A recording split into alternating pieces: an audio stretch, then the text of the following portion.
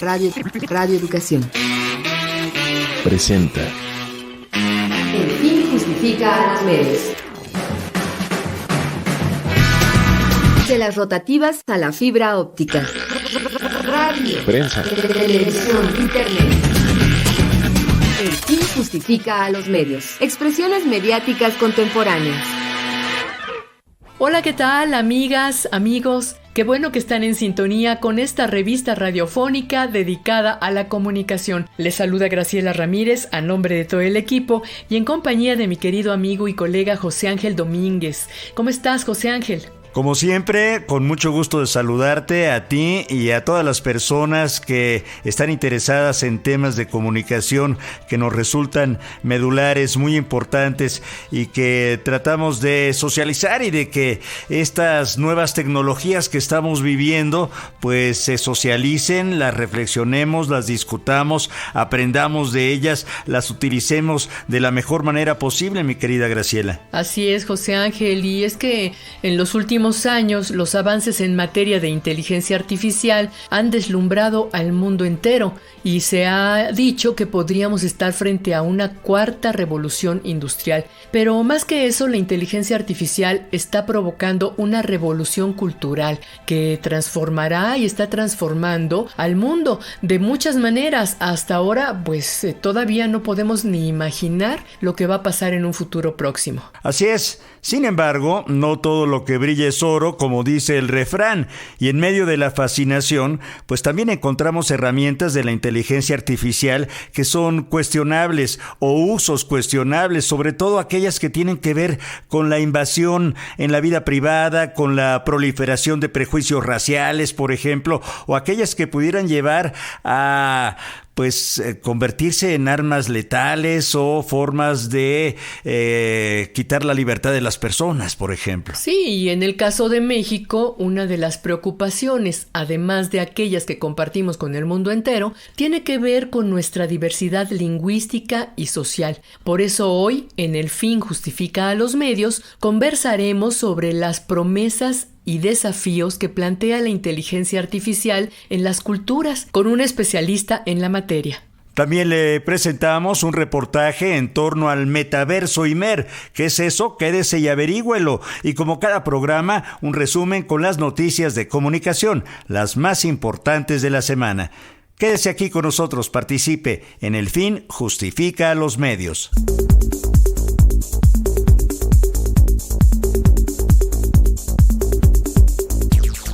Como siempre es un placer saludar a todas las personas que nos escuchan al aire por alguna de nuestras frecuencias, a quienes lo hacen a través de nuestras emisoras hermanas, cada vez en más lugares de la República Mexicana, pero no solo en la República Mexicana, sino a quienes lo hacen vía internet en cualquier parte de nuestro planeta. Les recordamos que pueden escuchar el podcast en las redes sociales del Fin Justifica los Medios y la página de Radio Educación, por supuesto, la pueden encontrar en e-medioradio.edu.mx /El fin justifica los medios. También la invitación a participar en la red social X. Nos encuentras como @Radio El Fin. En Facebook, El Fin Justifica a los Medios.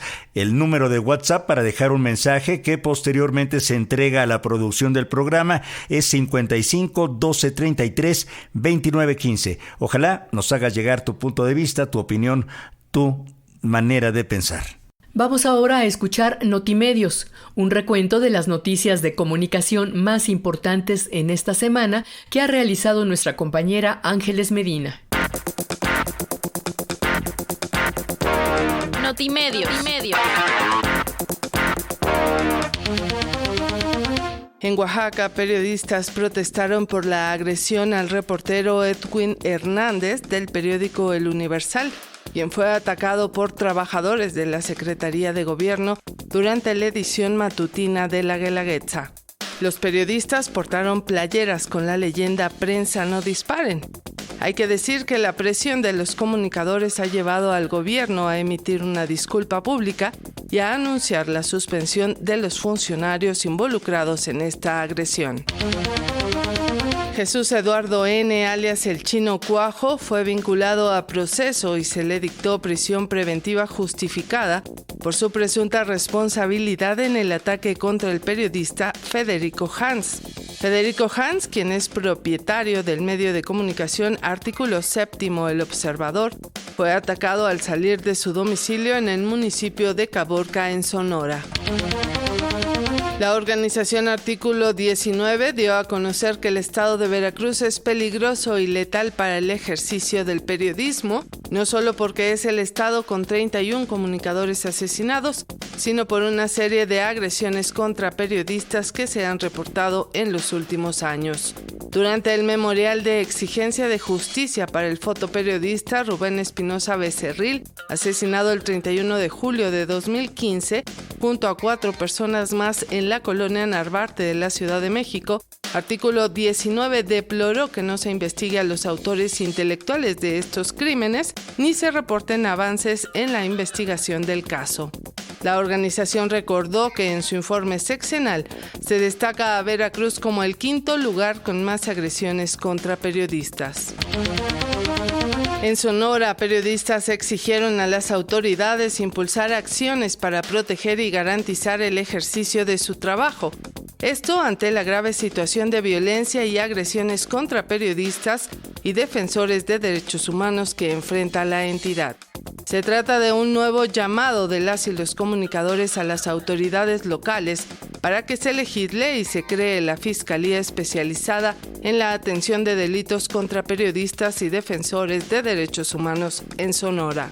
Destacan que actualmente hay 66 comunicadores en riesgo que ya cuentan con medidas de protección del mecanismo federal. En noticias internacionales, la Sociedad Interamericana de Prensa reiteró su llamado a liberar al periodista guatemalteco José Rubén Zamora tras cumplirse 2 años de su arresto en una polémica causa por lavado de dinero. En un comunicado, el organismo señaló que en conmemoración de los 2 años del injusto encarcelamiento de Zamora, se renueva el llamado a las autoridades judiciales de Guatemala para que cesen la persecución en su contra y ordenen su liberación inmediata. Cabe recordar que el periodista de 67 años fue detenido el 29 de julio de 2022, señalado como responsable de un presunto chantaje y lavado de dinero. Tras su detención, el periódico de su propiedad cerró 1 año después. En Argentina, un informe del portal Chequeando reveló que en ese país publicar contenidos en redes sociales se ha vuelto un riesgo para muchos periodistas que se exponen a recibir insultos y mensajes violentos cada vez que postean informaciones y opiniones. Tras el análisis de 80,000 posteos dirigidos a periodistas, Chequeando destacó que tanto hombres como mujeres son víctimas de agresiones en redes sociales debido a su actividad periodística. Entre ellos se encuentran 33 periodistas dedicados a temas políticos, cuyos ataques se han extendido en algunas ocasiones a sus familias. La agencia estatal rusa TASS dio a conocer que la organización de los Juegos Olímpicos de París 2024 retiró la acreditación a 4 de sus periodistas después de que estos asistieran a los primeros eventos. TASS señaló que la retirada de la acreditación a sus reporteros fue completamente inesperada, ya que los periodistas pudieron entrar a Francia y asistir a la apertura de los Juegos Olímpicos y a otros eventos, pero ya no podrán continuar con la cobertura de las pruebas deportivas ni acceder a la Villa Olímpica. Hasta aquí las noticias de comunicación más importantes en esta semana. Le invitamos a consultar nuestra sección completa en las redes sociales. Pues ahí está la invitación para que consulte Notimedios en nuestras redes sociales y lo invitamos a que nos haga llegar su punto de vista, su opinión. Puede hacerlo en la red social X en @radioelfin, en Facebook en El Fin Justifica los Medios y el número de WhatsApp para dejar un mensaje es 55 12 33 29 15. Quédese con nosotros. Le invitamos ahora a escuchar el reportaje sobre el metaverso Imer que preparó nuestra compañera Alexia Cervantes. El reportaje. La revolución tecnológica ha desencadenado una transformación sin precedentes en el mundo de los medios de comunicación. Lo hemos mencionado en otras ocasiones. La irrupción de Internet, las redes sociales y las plataformas de streaming han obligado a los medios tradicionales a reinventarse para no quedar obsoletos. La televisión, que alguna vez fue la reina, ahora compite con gigantes como Netflix y YouTube por la atención del público. Y los periódicos ahora se devoran en teléfonos y tablets. No obstante, la radio está tratando de demostrar que puede evolucionar y adaptarse a las nuevas dinámicas de consumo para seguir siendo relevante y atractiva para las nuevas generaciones de oyentes. En esta adaptación tecnológica, el Instituto Mexicano de la Radio ha creado un proyecto que lleva por nombre Metaverso Imer. Este nuevo proyecto ofrece a las audiencias la oportunidad de escuchar podcasts de temas como feminismo, derechos humanos, discapacidad, economía social, afrodescendencias, medio ambiente e migración, por mencionar algunos. Sobre esto, escuchemos a Aleida Calleja, directora del Instituto Mexicano de la Radio. ¿Por qué se convoca desde la radio pública a un ejercicio como el metaverso del Imer? Porque creemos que la radio pública es un lugar natural para dar voz, no para dar voz, sino para dar las plataformas para aquellos puntos de vista no siempre escuchados, de las minorías, los grupos vulnerables, las disidencias, entre otros. La radio como medio de comunicación tiene su temporalidad, tienes que estar en el horario y en el momento preciso para escuchar los contenidos, y en ese sentido el podcast ha sido una alternativa muy interesante para seguir acercándote a los contenidos que te interesan a la hora que quieras, en el momento que quieras, en el lugar que quieras. Es decir, tiene esta posibilidad de poder ser escuchado en el momento que la gente lo desee. Según Listen Notes, hoy en día existen cerca de 3,5 millones de series de podcast disponibles y más de 200 millones de episodios. De esos 3,5 millones de series, el 10% aproximadamente son en idioma español. La radio pública no puede ser ajena a esto. Hay que mencionar también que este proyecto tiene el objetivo de fomentar la creación sonora, con opciones de capacitación en producción y guionismo para podcast, así como dinámicas de clubes de oyentes similares a las que ha implementado la radio pública en Estados Unidos. Nuevamente escuchemos a la directora del Imer, Aleida Calleja. ¿Cómo podríamos insertarnos en el podcast? Nos preguntamos mucho cuando empezamos a hacer las primeras producciones de podcast en la división del Imer, y cómo hacerlo en un universo de más de 375,000 posibilidades, muchas de ellas maravillosas y además afines a los fines de la radio pública, a los objetivos de la radio pública. Pensando en las libertades de la radio pública aquí en nuestro país, en el compromiso con la pluralidad, la inclusión y la diversidad que tenemos por mandato y vocación, se nos ocurrió abrir una ventana no solo a nuestros contenidos, sino también a otros contenidos, y llamarlo Metaverso del Imer. Porque no solamente es una curaduría de los podcasts donde tú vas a poder escucharlos para que sea una referencia y digas, ¿dónde puedo escuchar podcasts que tengan que ver con la afromexicanidad? Aquí en este lugar. Queremos además que sea un espacio también de capacitación para el podcast, para quienes quieran hacer sus propias producciones. Queremos que sea también un lugar de construcción de comunidad a través de la escucha. Y entonces vamos a invitarles a que se hagan grupos de escuchas para que puedan evaluar y puedan hablar sobre producciones específicas. Y queremos también que sea un espacio de construcción de comunidad, de encuentro entre las diferentes miradas plurales que tenemos en esta sociedad.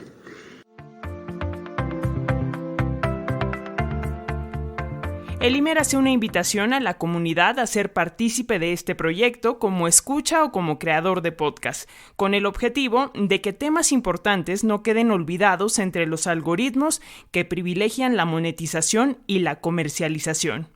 El metaverso del IMER está disponible en la página web imer.mx/programas/metaverso IMER. Para El Fin Justifica los Medios, reportaron Lisbeth García y Alexia Cervantes. Le reitero la invitación a participar. El número de WhatsApp es 55 12 33 29 15. En Facebook nos encuentra como El Fin Justifica los Medios y en la red social X, antes Twitter, como @Radio El Fin. La entrevista.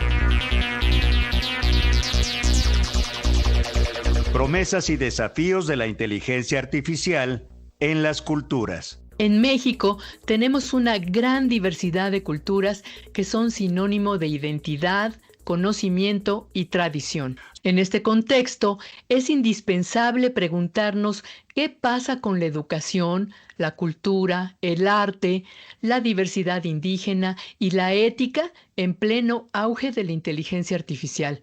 ¿Cómo puede esta herramienta aportar elementos para su preservación y cómo las comunidades se apropian de esta tecnología?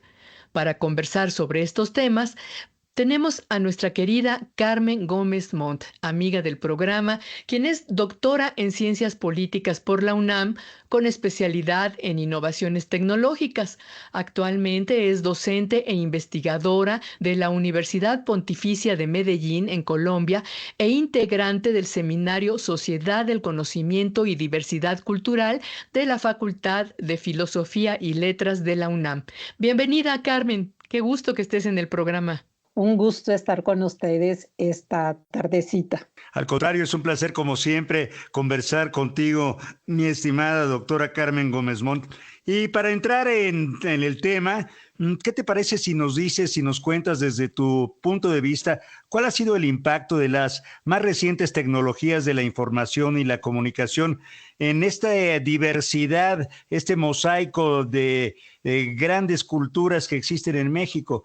¿Qué es lo que ha sucedido, si pudiéramos, digamos, sintetizarlo en el campo del arte, de la educación, incluso en esta cuestión de la diversidad que existe en nuestros pueblos indígenas? Mira, pues yo creo que podríamos hablar básicamente de dos momentos que son pues lo que vamos a tratar en este programa. El primero se refiere a Internet. Yo creo que pues a través de Internet la diversidad de culturas que integran a México ha logrado ya un cierto dominio, tiene productos de expresión muy interesantes como la cuestión de las comunidades indígenas que se han apropiado correctamente de Internet, de videos, etcétera, etcétera, y lo podemos ver día a día, por ejemplo, en YouTube, que es una de las ventanas más importantes donde ellos se han proyectado, al igual que en las reuniones y seminarios que ellos organizan, ¿no? Y por otro lado, pues también tenemos a las comunidades urbanas populares que también han creado sus espacios de interacción,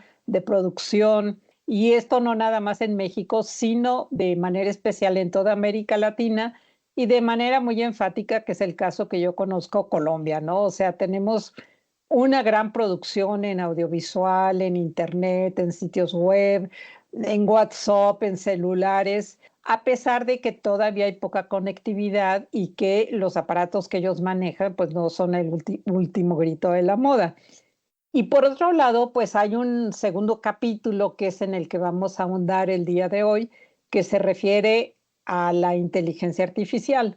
Ahí sí, pues es un tema de una gran complejidad, pero es lo que viene. O sea, yo me acuerdo mucho cuando empezamos a hablar de Internet por ahí de 1990, pues era un discurso más o menos similar al que ahora se maneja con la inteligencia artificial, pero la inteligencia artificial viene con muchísima más fuerza y determinación. Por otro lado, ya están constituidos los principales grupos económicos, los GAFAM, los gobiernos en torno a ella, cosa que cuando empezaba Internet todavía no estaban constituidos. Entonces, bueno, hay una cantidad de cuestiones que vamos a abordar que no sé cómo le vamos a hacer porque la complejidad es inmensa, ¿no?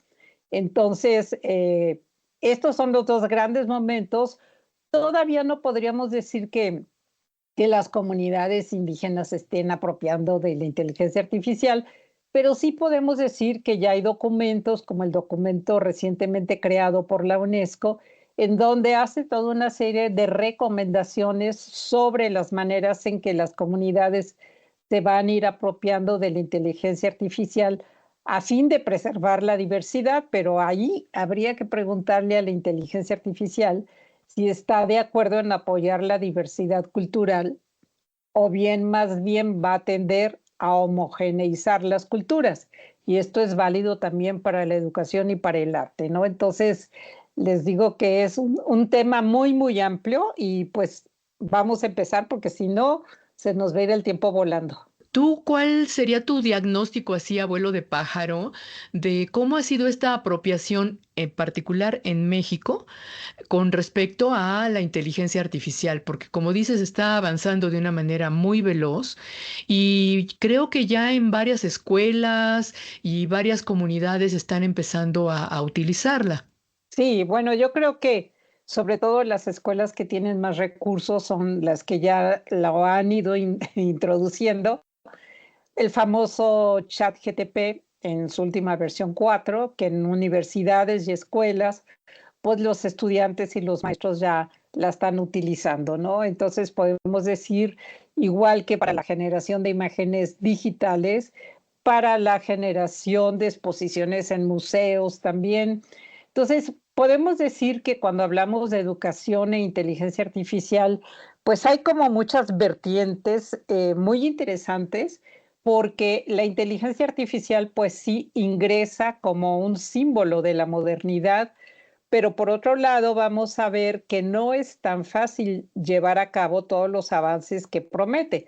Lo primero que nosotros nos tendríamos que preguntar es qué viene a solucionar la inteligencia artificial en la educación que no pudo solucionar Internet, ¿no? Y por otro lado, vemos que la inteligencia artificial trabaja en función de los datos de los usuarios, del Big Data, y por otro lado de la interactividad. Una inteligencia artificial que no tiene esta materia prima, pues no puede trabajar. Entonces, pues, ¿qué es lo que pasa con los datos? O sea, que el alumno ya no es un alumno como nosotros lo conocemos, sino que es un alumno que produce datos para poderlos transmitir a la inteligencia artificial y en función de la riqueza, variedad y complejidad de esos datos en el proceso educativo, la inteligencia artificial pues va a empezar a trabajar toda una serie de categorías y elementos dentro de las escuelas, que es desde donde viene un cambio radical.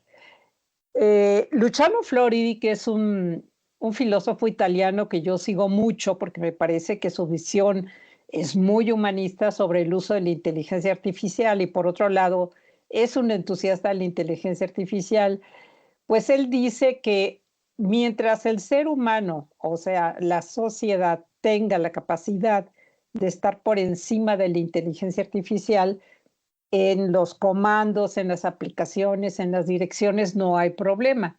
Pero el problema sería cuando se dé mayor acento a la inteligencia artificial que a las mismas agrupaciones educativas, ¿no? Y aquí es pues donde empieza una gran complejidad porque hay muchas escuelas ya de avanzada, no en el caso de México, que le dan tanta importancia a la inteligencia artificial que esta acaba siendo el diseño del modelo escolar, el diseño de los planes de estudio, el diseño del tipo de interactividad que debe desarrollar el docente con el alumno, cómo se relacionan los alumnos entre ellos y como les digo, todo esto se procesa en datos y entonces, ¿cuál es el gran riesgo aquí cuando se pierde la perspectiva humana? Que la inteligencia artificial va a dictar cómo se hagan las cosas. Y como se requieren los datos, entonces escuelas, programas de estudio, directivas y modelos van a trabajar para generar datos para la inteligencia artificial.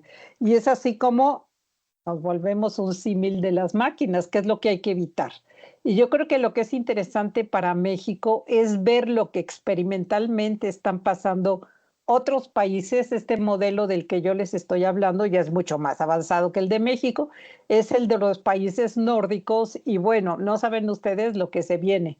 Interesantísimo, porque el maestro tiene que luchar porque toda esta cuestión de los datos no sea lo prioritario para la toma de decisiones en el aprendizaje y en la escuela. Ahora, ni hablar de la cantidad de recursos que se abren en lecturas, en libros, en chats de diferente manera, como el GTP y tantos otros elementos que vienen.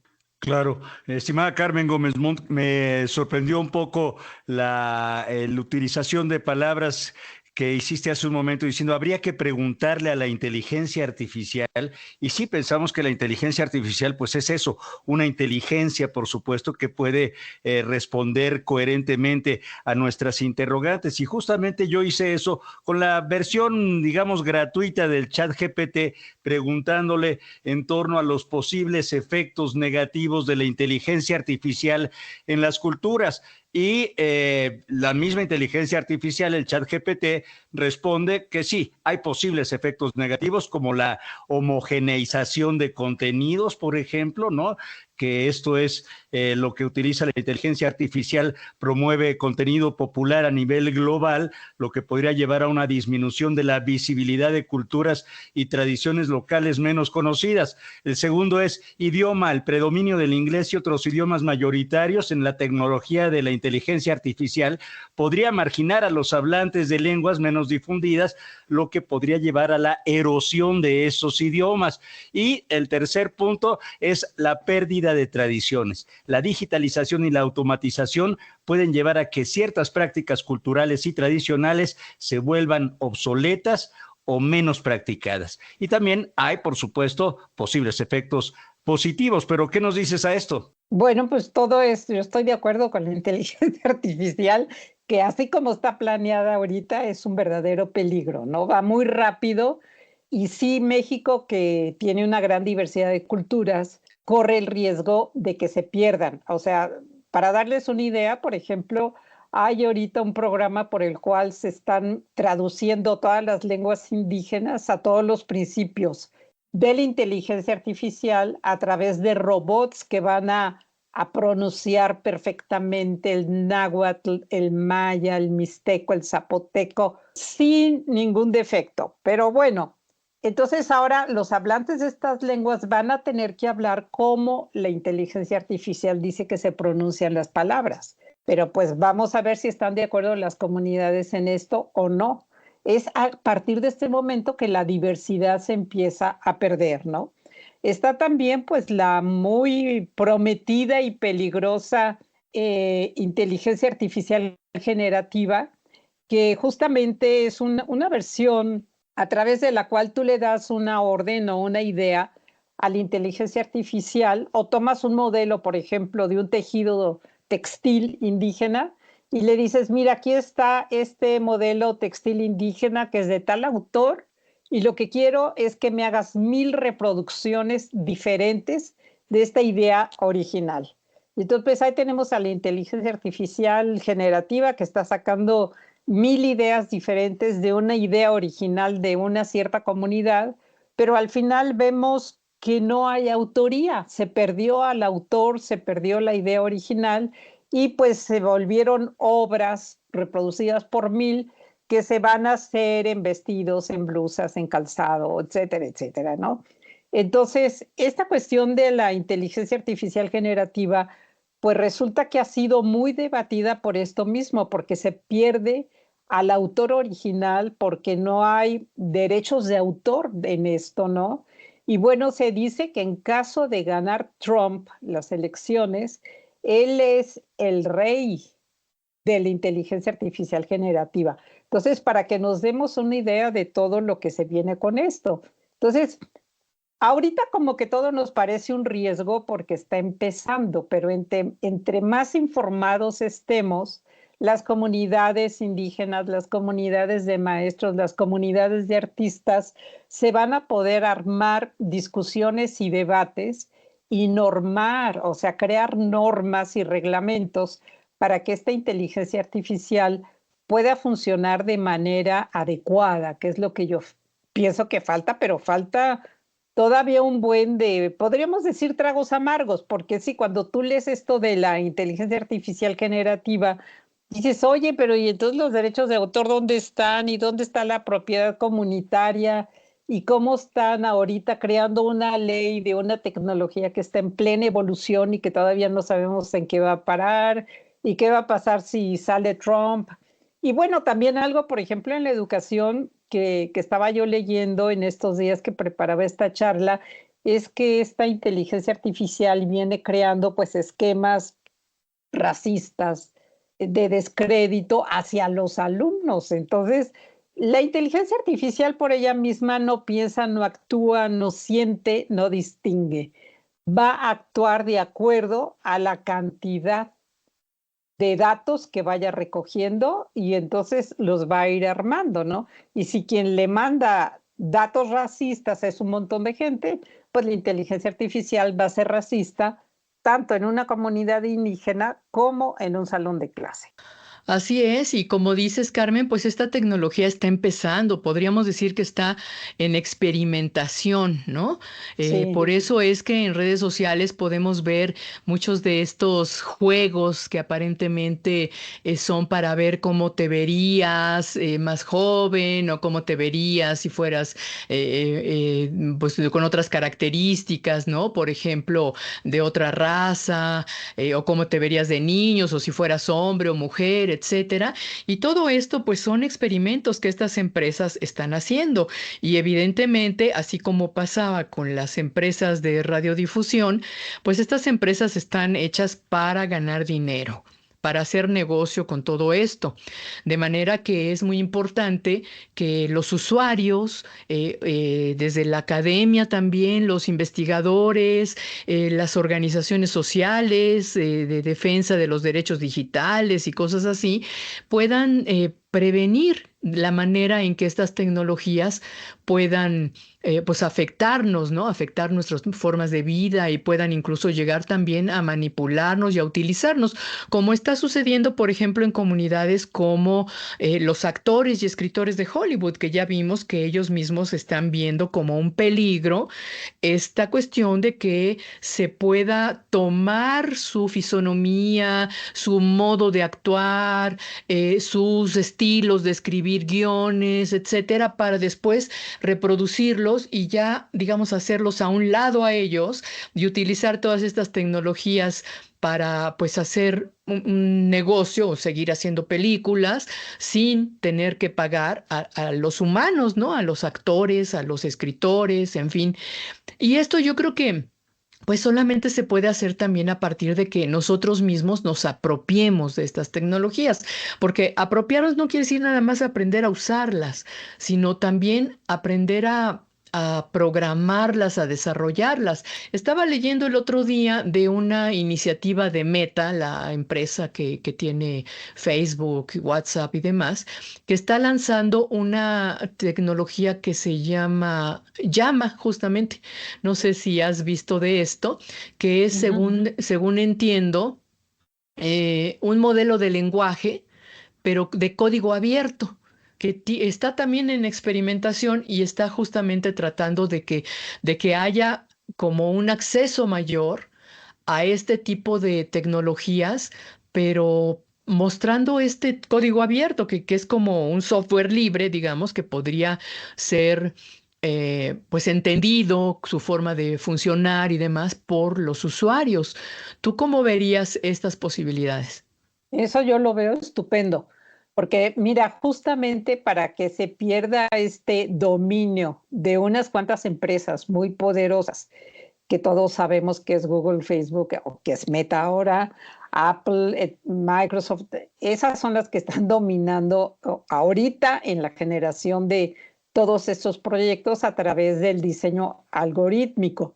Pero desde el momento en que las propias comunidades de artistas, de locutores, indígenas, diseñen sus propios algoritmos, entonces sí ya va a empezar una lluvia de diversidad, de maneras de entender el mundo, de producirlo, etcétera, etcétera. Entonces yo creo que esta es una posibilidad interesante si se abre el código, si es un código abierto, para que la sociedad empiece a diseñar sus propios algoritmos y entonces la inteligencia artificial pueda trabajar no solo a partir de un modelo económico, de una gran industria cultural que es la que ahorita domina, sino a través de las reales necesidades digitales de la sociedad latinoamericana, mexicana, o sea, como nosotros lo queramos ver, ¿no?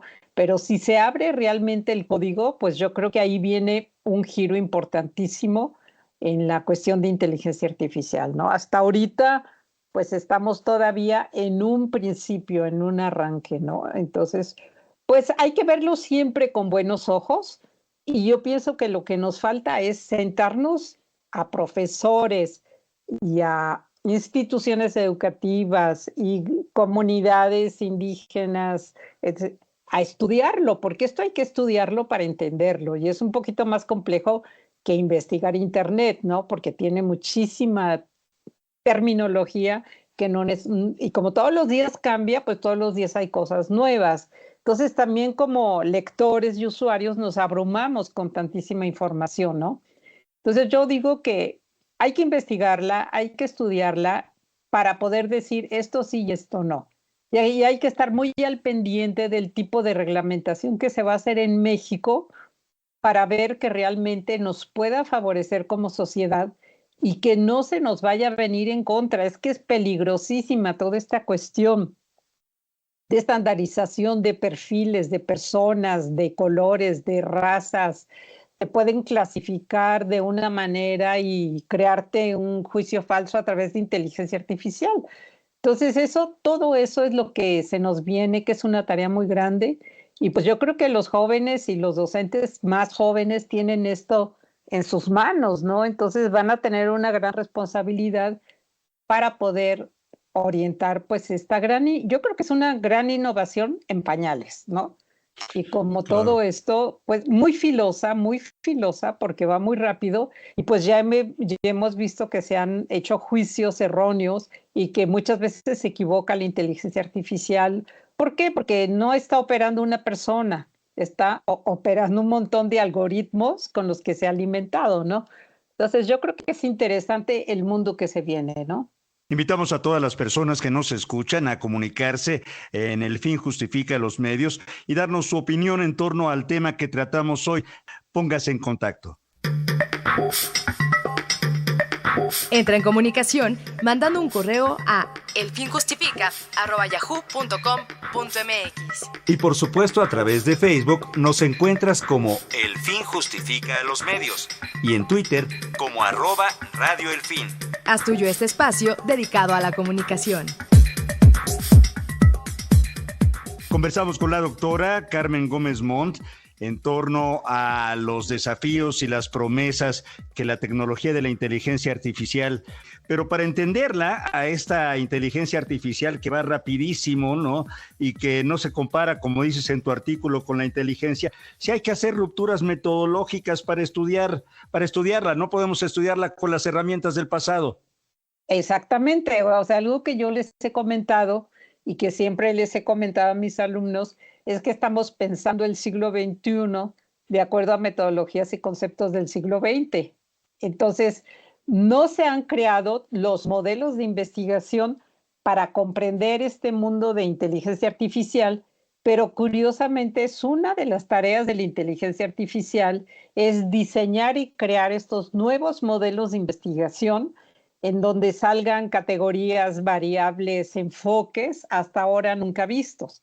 O sea, yo creo que desde este punto de vista la inteligencia pues sí nos va a poder ayudar porque pues, estamos como fincados en el siglo pasado y ya estamos bastante avanzados en el XXI con una inteligencia artificial encima y todavía la seguimos interpretando de una manera totalmente clásica. Entonces yo desde ese punto de vista festejo mucho que se hable de nuevos modelos, ¿no? Y también refiriéndonos a lo que es el espacio de vanguardia, que es el de los artistas, bueno, eso daría para otro programa completo, pero yo le aconsejaría muchísimo aquí a todos los interesados en inteligencia artificial que sigan todo lo que está haciendo en el campo del arte, porque es donde ha avanzado más y donde podemos humanizar y socializar más lo que es una inteligencia artificial, ¿no? O sea, tiene, por ejemplo, ya se inauguró el primer museo de inteligencia artificial en la ciudad de Ámsterdam.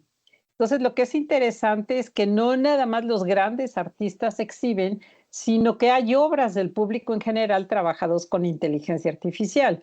Igualmente, pues nosotros vimos recientemente lo que se hizo con la voz de John Lennon y cómo se pudieron sacar nuevas melodías como si él estuviese vivo, ¿no? Y resulta que no, pero sin embargo, estaba yo leyendo que Paul McCartney pues ya le echó mano a esta posibilidad de la inteligencia artificial para recuperar mucho del material que estaba por ahí perdido de esta época de los Beatles, ¿no? Igualmente, pues hay toda una serie de espacios en música, en voces, por ejemplo, ustedes que trabajan tantísimo con la voz, inteligencia artificial no es nada más para crear una voz falsa, un deepfake de voces, ¿no? Que eso se ha estudiado mucho, pero la inteligencia artificial podría crear voces que no existen en la realidad y que ningún ser humano podrá reproducir. Entonces ahí viene todo un nuevo concepto de la voz, del sonido, y pasa lo mismo con la música, ¿no? Va a crear, por ejemplo, piezas musicales que ninguno de los grandes músicos o sinfónicas o salas de conciertos pueden crear, pero que ella sí lo va a poder crear. Entonces yo creo que se va a justificar su uso en el arte por ahora de todo aquello que nosotros no podemos hacer y que nos lleva a dar un salto más hacia ese futuro que ya se viene, ¿no? Entonces, con la pintura, la fotografía y el cine, pues también lo vimos ahora en los Juegos Olímpicos de París, todo lo que ya mostraron ahí en el Museo del Louvre con inteligencia artificial, aunque les diré, yo prefiero ver un cuadro al óleo, como un cuadro al óleo, y no ver que al final quién sabe dónde está el cuadro de tantas imágenes que derivaron, ¿no? Entonces, yo creo que vienen como líneas promisorias. Igualmente, pues hay libros que ya están totalmente escritos por inteligencia artificial. Ahora, ¿qué es lo importante aquí hablando de derechos de autor y también de consideración a los usuarios que somos nosotros? Es que cada vez que haya un párrafo escrito por un robot o una inteligencia artificial, se tiene que decir, esto no fue escrito por un humano, es escrito por una inteligencia artificial. Y yo conozco una página en internet que curiosamente es de la NASA y que hace todo un diagnóstico de explosiones solares, que es la única que te dice, usted está leyendo un sitio web que ha sido escrito por humanos. Si usted encuentra errores, esos errores son derivados de la mano del hombre, pero de ninguna máquina. Y en el momento en que sea una máquina la que esté escribiendo esto, pues nosotros se lo vamos a informar. Esto mismo, por ejemplo, tiene que ver con la educación. O sea, nosotros como profesores decimos, pues que los estudiantes citen la inteligencia artificial, el ChatGPT o todo lo que ustedes gusten, pero que les dé y acredite la fuente, porque si ellos escriben diciendo, yo lo escribí y al final fue un texto creado por ChatGPT y no lo dice, pues sí va a correr muchos riesgos de no acreditar la materia. Igual un libro, este libro fue creado por una inteligencia artificial, ¿no?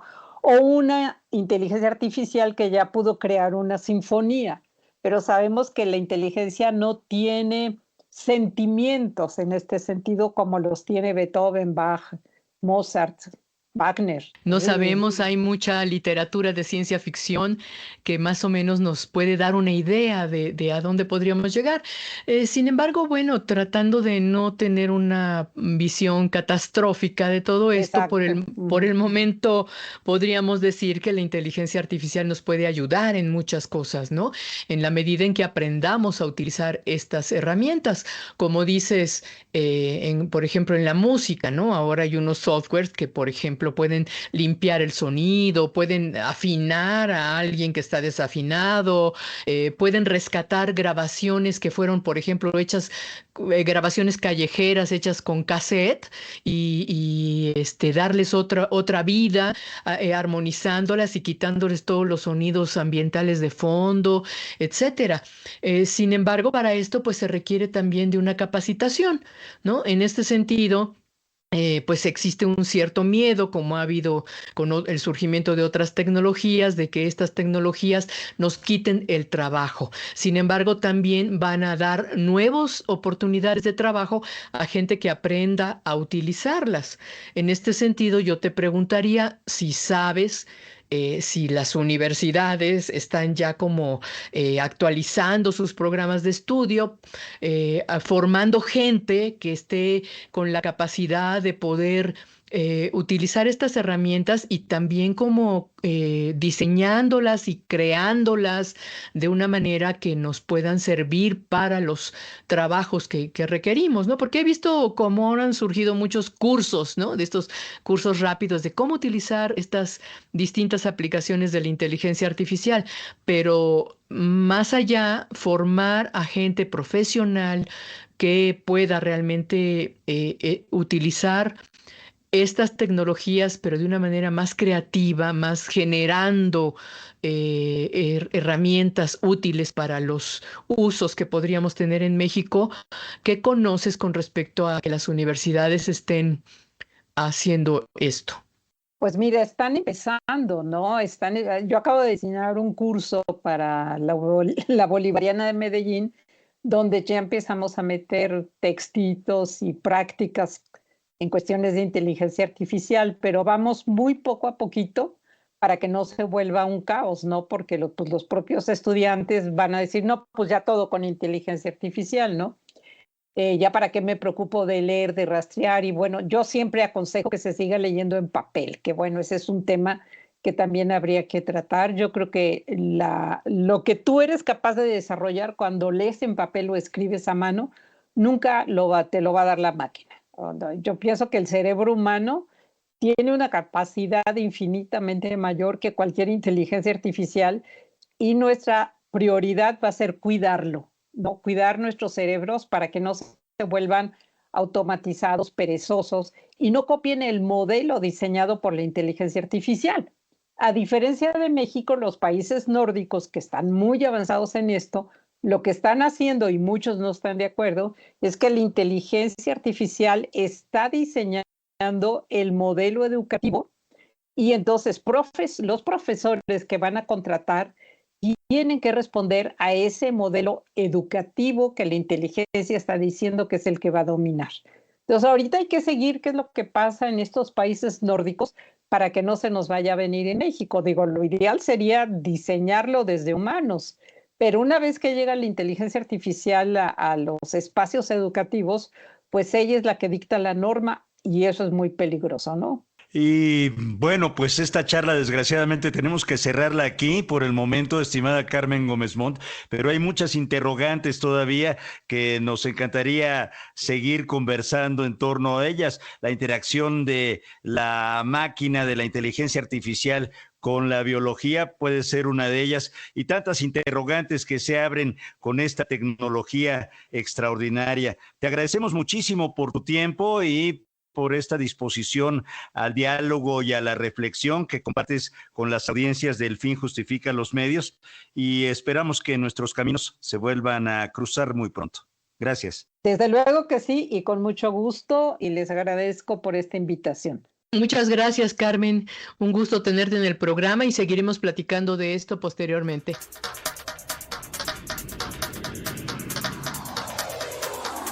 Pues hasta aquí el programa de hoy. Muchas gracias por su compañía. Los esperamos la próxima semana y recuerden que pueden escuchar el podcast en nuestras redes sociales. En X nos encuentran como @Radio El Fin. En Facebook somos El Fin Justifica a los Medios y la página de Radio Educación www.e-medioradio.edu.mx /El Fin Justifica a los Medios contiene todos nuestros podcasts. Hasta la próxima.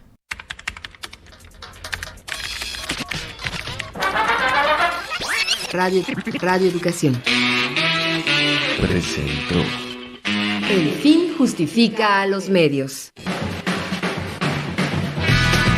Expresiones mediáticas contemporáneas. El Fin Justifica a los Medios. Trabajamos para usted Guillermo Lagarda, Alexia Cervantes, Edson de León, Lisbeth García, Ángeles Medina y José Ángel Domínguez en una producción de Graciela Ramírez para Radio Educación.